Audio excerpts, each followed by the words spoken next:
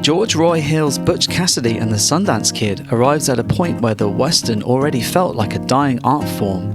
The iconography remains, the outlaws, the steam engines, the expansive horizons, but the energy is fundamentally shifted. Rather than treat this story as mythology, Paul Newman and Robert Redford lean into a modern, late 60s frequency, hesitating, joking, talking their way through lethal situations that earlier Westerns would have treated with absolute conviction. More than just outlaw robbers, the two men are displaced liberals fighting the systematic enslavement of the individual into the civilized machine. It is a study in growing mismatch, men relying on old-school instinct in a world that has moved beyond them and has no use for them. Frustratingly, the 20th Century Fox Blu-ray is clearly showing its age, utilising a dated master that never quite delivers the level of detail a film of this stature demands. Grain doesn't fully resolve, the image feels frequently soft, particularly during high motion sequences. This is a significant hurdle for a film shot by noted cinematographer Conrad Hall, as much of the visual impact relies on the natural light, the contrast, and the fine detail of those exterior locations. While the underlying photography is clearly superior, the transfer fails to support it convincingly. It is a functional placeholder, but one that is very obviously overdue for a proper 4K restoration if anyone can ever rescue it from Disney's padlocked vaults.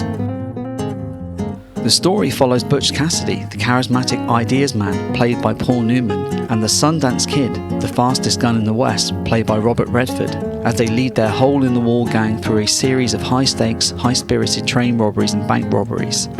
But the fun stops abruptly when the Union Pacific Railroad hires a super posse to hunt them down. Director George Roy Hill pivots the film here. It transforms from a breezy adventure into a relentless cross-continental chase.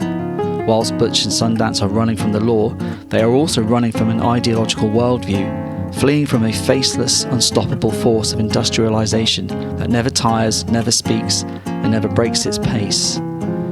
In a desperate bid for survival, the duo, accompanied by the schoolteacher Etta Place, played by Catherine Ross, flees the United States for the dusty, unpredictable landscapes of Bolivia, hoping to find a frontier that hasn't been tamed yet.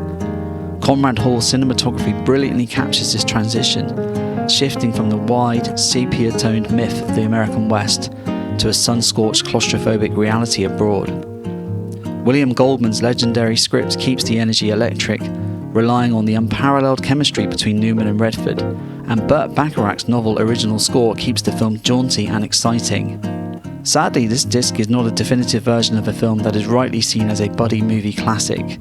Butch Cassidy and the Sundance Kid holds its place regardless of format limitations, remaining an essential cornerstone of any serious collection. It is the coolest Western ever committed to celluloid, a masterpiece of counterculture energy that remains as fresh today as it was over 50 years ago.